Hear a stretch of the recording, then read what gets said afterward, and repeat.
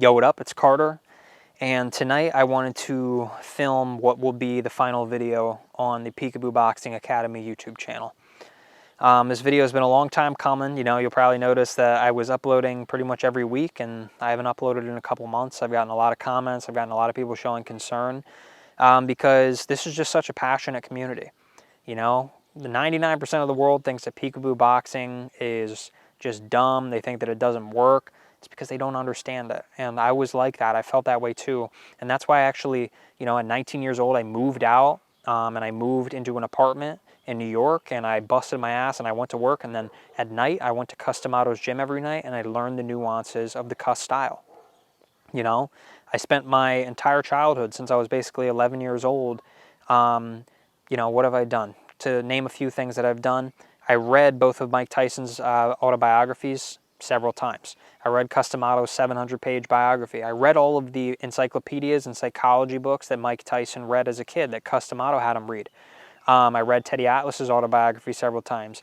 And really, I made it a point to seek out this information because I knew intuitively that it wasn't being taught the right way in all the videos that I saw online. And I really made this my life for a long time. And I'm glad that I got to share that passion with you on this channel, because that was a huge part of my identity for a long time, was wanting to bring this ancient boxing style back, you know? And when I moved to Catskill, I moved here with the intention of being a fighter, you know? But what I found when I got to the gym was that that boxing style was not being taught anymore, you know? And what was being taught, there was 90% of it was being left out. And it was pretty easy to tell because there weren't any fighters being developed in the style at the gym. And there hasn't been for decades, you know, who actually did it exactly how it was taught originally. And so what I did is I took it upon myself to seek out the last living proteges and pupils of Customato and learn from them directly and learn everything that there was to know about how Teddy Atlas taught them Cuss's style and all the nuances and how to train. And, you know, I actually shifted my identity from wanting to fight in a stadium and all that to wanting to teach young men how to build their confidence and teach them how to, you know, face their fear and step into courage, you know? And if you're somebody that wants to do that, I really admire you and I really respect that, because that was me for pretty much my whole childhood. You know, that was me for pretty much my whole childhood. But yeah, so essentially what happened is, you know, I shifted that identity. I started training guys. I only got to do it 2 nights a week because I had a full-time job. But sometimes I would do it 3 or 4 nights a week. And, you know, I got to record and I got to start actually teaching guys the cuss style in its purity. You know, I got to start teaching young men how to build their confidence. And I got to start teaching them the psychology of boxing, which is like 99% of it. And I did that for many months. I got to work with people from different countries who flew in, from different states. I got people who actually moved here just to work with me. It was an incredible experience. It was a beautiful experience. Nothing negative to say about it. I loved every second of it, and it made me grow so much as an individual because it was less about me and it was more about helping other people, which I loved so much, you know? And of course, I wanted to eventually film a course on the style and sell it at a reasonable price so that I could quit my job and become a full-time trainer. You know, I wanted to record a course with all the pupils of Customato and literally have it be like a 30-hour course with everything in it, psychology, the skill set. And that was my vision, you know, and to really transform the gym through social media and through actually teaching how Teddy taught back in the day, which was really the only time the gym was successful. And that was my vision, and I was very passionate about that vision. But unfortunately what happened was about, you know, 7 to 8 or 9 months in, I can't remember exactly how long.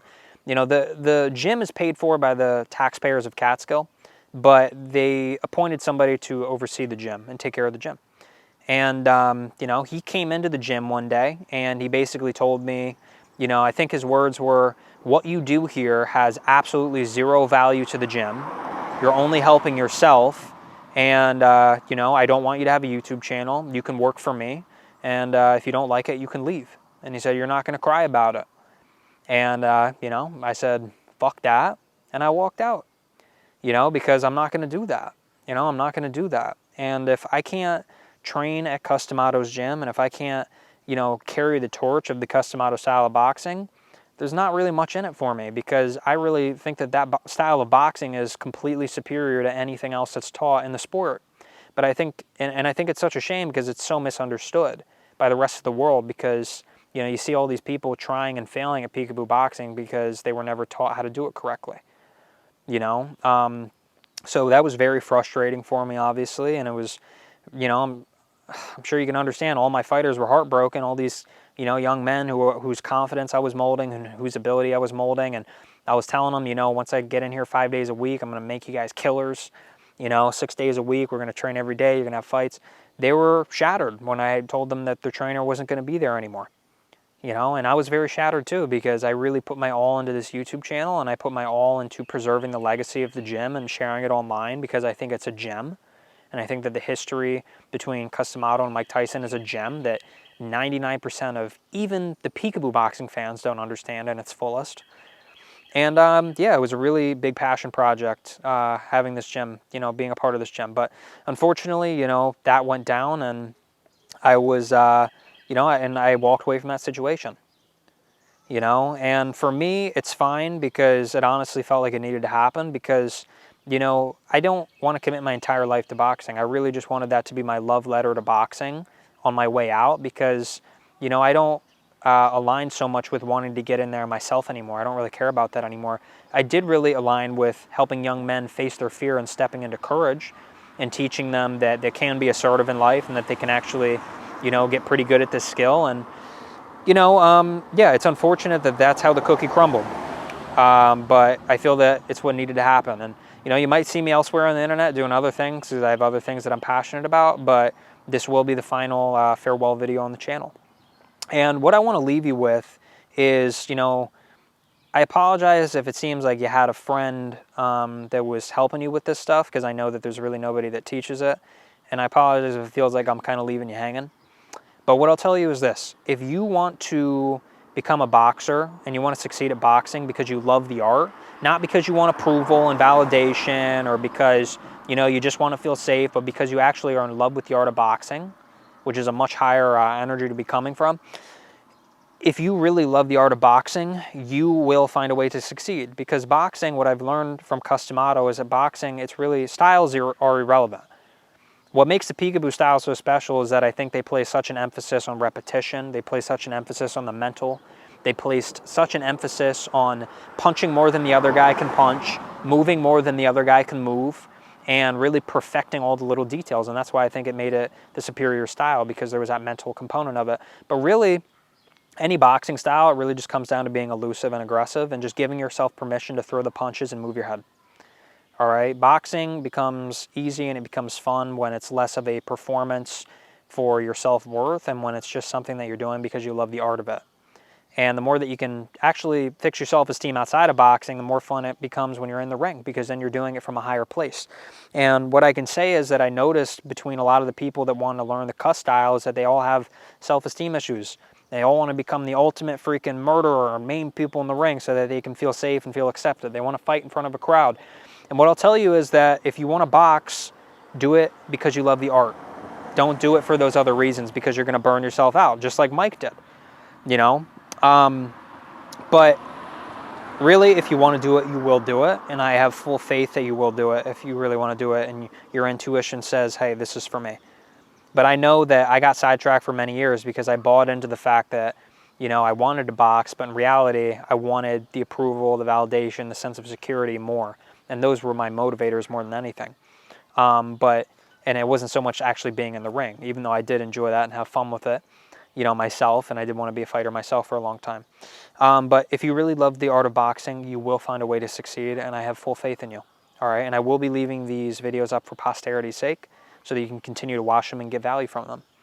I will not be coaching anymore. I won't be really active on the channel anymore, but again, I really appreciate your willingness to share my passion on this subject and to be a part of this journey with me. This was a tremendous growing pain for me, going from being a fighter to being a trainer. It took a lot of courage for me, and it took a lot of shedding of an old identity for me to do that. And once again, I'm having to do it again by leaving this channel behind. But I just want to let you know that, I remember staying up late with my dad and watching YouTube videos on how to do the peekaboo style.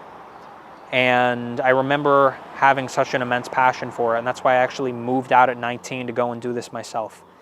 And if you have that passion burning inside of you, I recommend you keep watching these videos. I recommend you keep practicing. And I recommend that, you know, you go and take what's yours.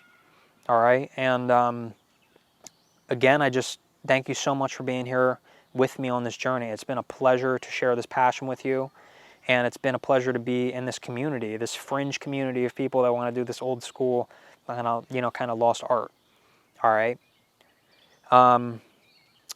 But yeah, that's all there really is to say. It's kind of a kind of a heartfelt video. You know, it's a heartfelt video. But I want to thank you all so much. It has truly been a pleasure, and I wish you the best of luck in your journey. Okay. So with that being said, as always, thank you so much for being here, and I'll see you around.